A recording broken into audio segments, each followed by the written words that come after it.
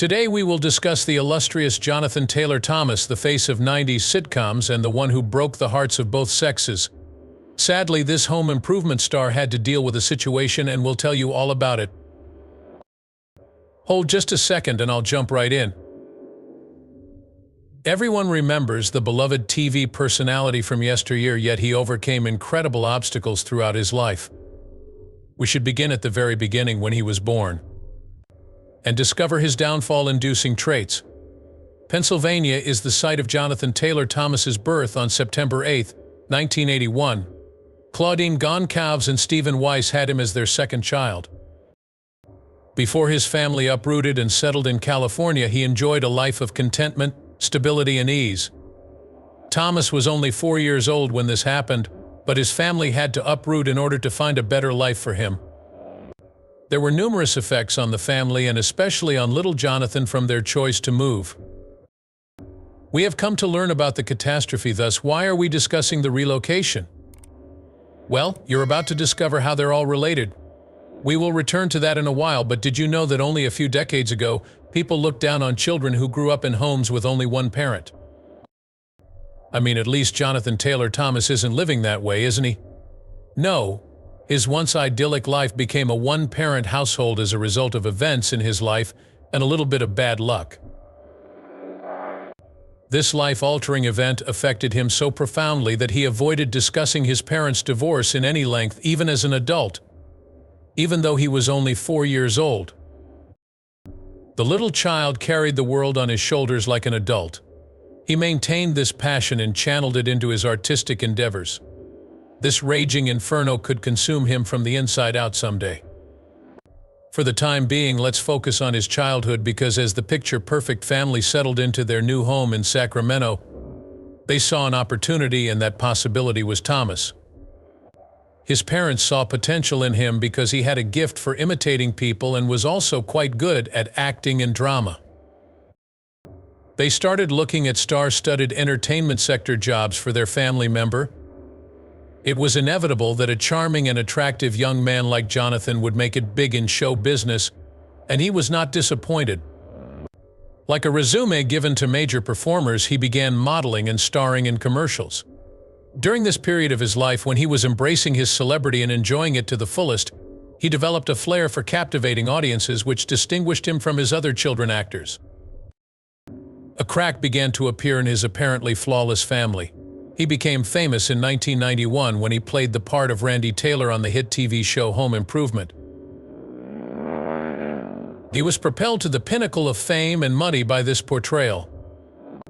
As the show ran on television, people began to talk about Randy as if he were a member of their family. Such was his meteoric rise to fame. At this point, anything could have gone wrong, right? His parents' relationship, which we warned you was beginning to show signs of strain, was ultimately irreparably damaged. No amount of fame or fortune could mend it. Johnathan had to pretend to be cheerful and humorous on the show, even though his life was a living nightmare. His parents ended up divorcing despite his best efforts to salvage their relationship. It was incredibly heartless to take advantage of a helpless child. No one at home could have helped him out, and he was the first in his family to ever achieve such success. This is something that people tend to overlook. He had to keep his composure in the face of the crushing circumstances at home, while also managing the expectations of millions of people. People are broken by this type of thing.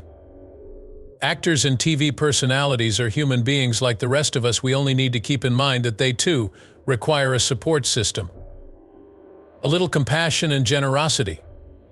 In the cutthroat Hollywood industry, though, where can one get such pricey items for free? In some way, he yearned to center himself on his life. The young actor's life was once again turned upside down when, following the breakup of his parents' marriage, he and his younger brother were sent to live with their mother in Los Angeles. The once tranquil Sacramento neighborhood was now a bustling metropolis in the heart of Los Angeles. During this period, Johnathan was shaped by the crucible of professionalism, and he went on to become one of the most popular sitcom actors of the 1990s. It was going swimmingly. But Thomas began to realize that there would be challenges ahead despite his popularity and the boundless love of his supporters.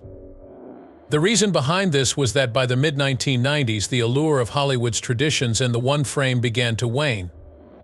Thomas discussed his issues with the acting profession in an interview he gave to Premiere magazine in 1996.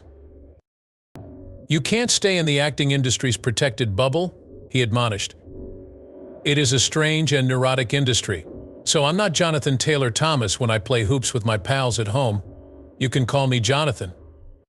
As an actor, I like to avoid socializing with my peers." Even Hollywood's string basses were rattled by the statement, and it irritated numerous others with whom he ought not to have interacted. His rejection of the Hollywood A-list lifestyle was more than just an expression of displeasure. His co-workers were making a scene to attract attention, which made things quite strange nonetheless. He avoided the spotlight because at that moment he found it all to be a nuisance. As his contemporaries were busy burying themselves in glitter, Johnathan was busy playing basketball with his pals. Hollywood, it seems, has zero regard for its moral responsibilities or the mental health of children. Money is its only focus. Hollywood has a reputation for being one of the most heartless industries due to the numerous instances of young people who have fallen victim to the influence of these ads and destroyed their lives. How did Johnathan go about his journey? Is all he became a Hollywood victim, or was he really successful? We should investigate. The rules governing kid actors were revised after numerous instances of them causing themselves harm. Strict laws have recently been put in place to safeguard young performers in the realm of child acting. They are largely responsible for the normalization of working hour restrictions and compulsory schooling. Plus, Hollywood's avarice could no longer take advantage of them. No limits are set by greed. Due to this, not even these measures were sufficient to protect young actors from the hardships they would face on the set. Among the several individuals subject to the regulations that govern child performers is Johnathan Taylor. Though it was of great assistance, the cost was still too high. During an interview with People magazine at the beginning of the show's run, Thomas revealed that he worked 9.5 hours every day on set. This schedule robbed him of the opportunity to have a carefree childhood. Thomas excelled at it since he was aware he couldn't have a typical childhood. He mastered the art of juggling his acting career, friendships, and academics. Your schoolmates are finding out your lies and making sure you're not letting your performance go, he would remark. His entire life he had been preparing to wow audiences with his spectacular theatrical performances. These incredible things, nevertheless, were gradually consuming him. He had health problems while on the show due to the stress of difficult-to-follow schedules. In addition, he frequently mentioned that he used to work despite suffering from splitting migraines. Even he was unaware he had the disorder until much later on, due to its variable symptoms. This occurred because he had been under constant scrutiny and expectation for so long that he had lost touch with his natural bodily sensations. We feel compelled to inform the audience that migraines are characterized by more than just a terrible headache. Nausea, blurred vision, and an increased sensitivity to light and sound are common side effects of these terrible headaches. For this reason, similar issues also impact a lot of modern superstars like Billie Eilish. How would you feel if you had to work so hard in the presence of people who are toxic to you? People in front of their screens assumed that these famous people had it easy while he was dealing with all of those problems alone. It all happened in the 90s when Johnathan Taylor Thomas was acting like he was the top conditioner in the world. His immense dedication to this project went unnoticed. However, he was the object of the insanity-inducing scrutiny of the media, as are the vast majority of contemporary superstars, including Meghan Markle and Prince Harry. The paparazzi would even follow him to the restrooms in an effort to get an interview with him. What, then, would be the most compelling plot involving an actor who was just a teenager at the time? Fictional love story. From him and Sis, what sort of romance did they extract? As far as the press was concerned, he enhanced the situation. We'll have to see. Fans and the media were very interested in the stories surrounding Thomas's private life, which thrust him into the spotlight whether he wanted to be there or not. He turned every girl he laid eyes on into a potential suspect, and the girls he did glance at become his followers. This was the golden age of tabloids when celebrity rumors flew off the shelves before anyone could smell them. Johnathan, who was already trying to avoid the spotlight, was the polar opposite of the other famous people and media moguls who would be interested in this. How did we hear about these rumors if he was against them? It was all because of a noteworthy occurrence that happened in 1998 while Thomas appeared on Jay Leno's The Tonight Show. Everyone is familiar with Jay Leno's candor and his knack for making people upset. In Johnathan's presence, he accomplished precisely that by bringing up the whispers of Thomas's familiarity. Not only was Johnathan difficult to crack, but Leno was also an unusual participant. "Is it true that you lean that way?" he asked Thomas straight out. He inquired as to whether or if it irritated him when people assumed he was gay, but he demonstrated that he was difficult to decipher and that Leno required additional training. In response, he casually shrugged his shoulders. Johnathan told Leno it was all Hollywood when the host attempted to probe further. Speculations like these were bound to fizzle out, but Wusander Leno returned home empty-handed after asking him directly if he was gay. The aftermath of Johnathan's statement stunned the news outlets, which had a detrimental impact on Leno's portfolio because to Thomas's humorous response of "No, I'm not" to Leno's question, people began to criticize Leno, saying that he should not have spoken about an adolescent who was working so hard for his age. Still, we didn't know if he was gay. All of this contributed to Thomas's unique take on the media spotlight. He was there fighting off fame while his peers were basking in it. There was no indication that he was ungrateful. He was grateful for their love and support, which he said was the reason he had come this far.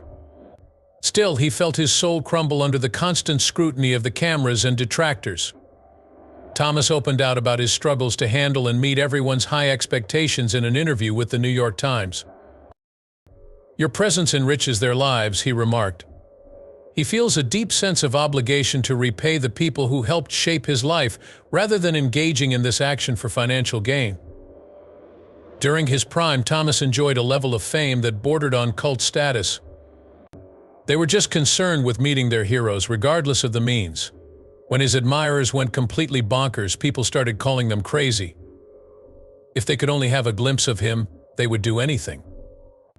All they needed was a suggestion about when he was filming, and they would go to faraway places to see him in action. He loved his fans very much, but he wished they would quit being so obsessed. It was like a mark of his grandeur. Even while he adored and respected modern-day celebrities like Taylor Swift and Travis Kelce, their antics simply made him more protective of his privacy. What these admirers were doing in their pursuit of him would ultimately lead to their permanent separation from him.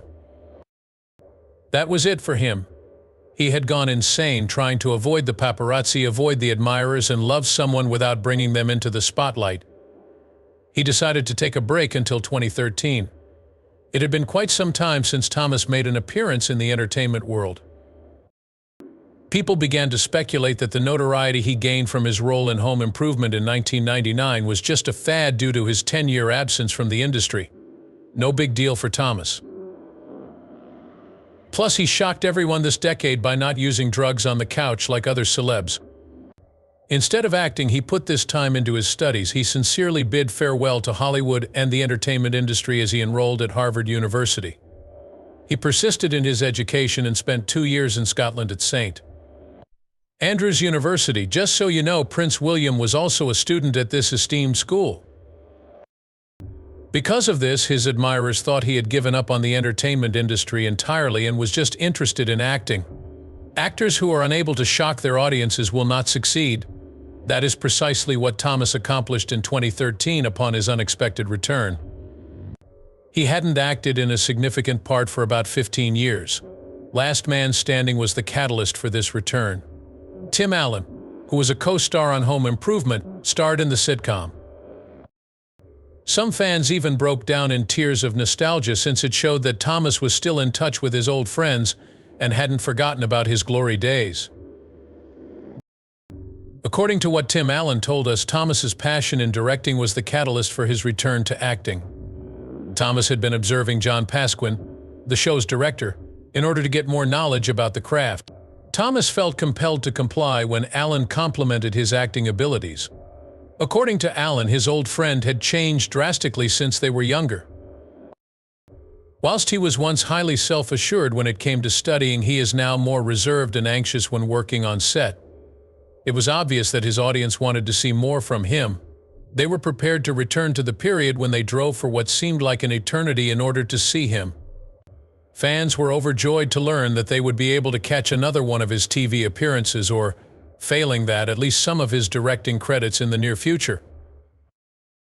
Everyone was so pumped up and ready to go, but Johnathan, ever the surprise, put out the fire. He claimed he had seen all of them and would not be doing any of them. Earned his prison term 2 years prior. It was already in 2011 that Thomas announced his plans. And the fans were not going to be happy about them. He expressed his desire to one day work in camera production. Actually, he doesn't mean that he plans to become a director and produce films and television shows. He implied that he will experiment with non-acting employment to broaden his horizons. Because of this, a lot of his supporters felt let down and disappointed in him. At the age of 42, Johnathan Taylor Thomas has a net worth of about $12 million. It's tragic that the same thing that brought him recognition and adoration from people all around the world also brought him downfall. That he could have loved like any other person while having fame, fortune, and everything that a regular person has is heartbreaking. In exchange for his carefree youth, he gained an eternal fandom and devotion, almost like a pact with Satan. In your opinion, was it the correct choice for him to step away from acting for a while? Or was this just another unfortunate turn of events? Please inform us in the space provided.